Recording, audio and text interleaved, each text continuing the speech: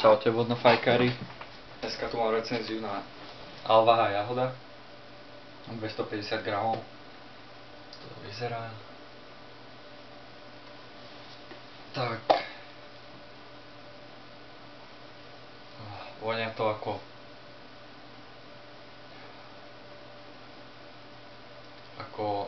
jahoda, ale taká skôr umelá jahoda, alebo nejaký jahodový nanúk, šampón, mydlo, také dačo.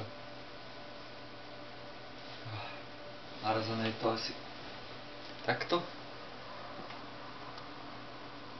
Troška vlhšie, niečo medzi náklou a mizom. Nahrubo narezané, veľa stoniek, bordelu, červená farba, tak všetko. Môj setup Aladin Fatota, americký Vortex, dve Havany, námorka, do vazy som dal ľad, hadica bola na chvíľu v mrazničke, je to dosť cítiť, také chladivé.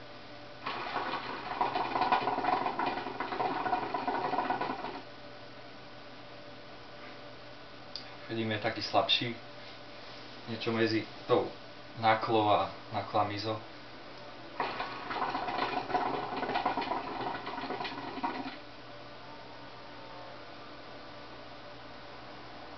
Ale na krúžky to stačí. Chuť.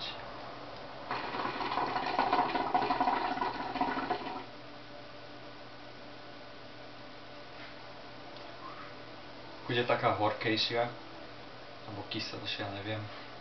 Nie je moc výrazná. Skôr výraznejší je aftertaste, taký krémovitejší. Také niečo ako pri Element z jahode, akurát tá bola úplne taká viac jahodová.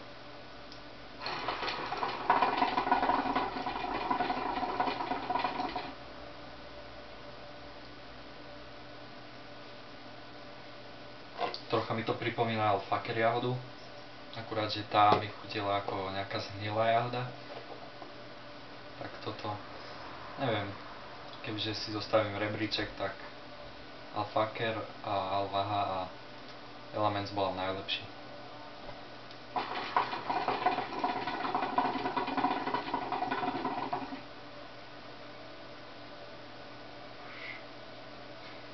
Sú z toho také mierne točaky, fáčim 20 minút, tak celkové hodnotenie dal by som tomu tak 5 z 10.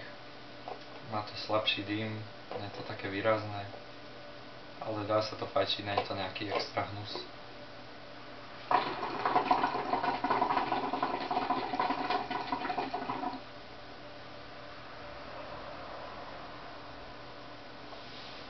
OK, majte sa.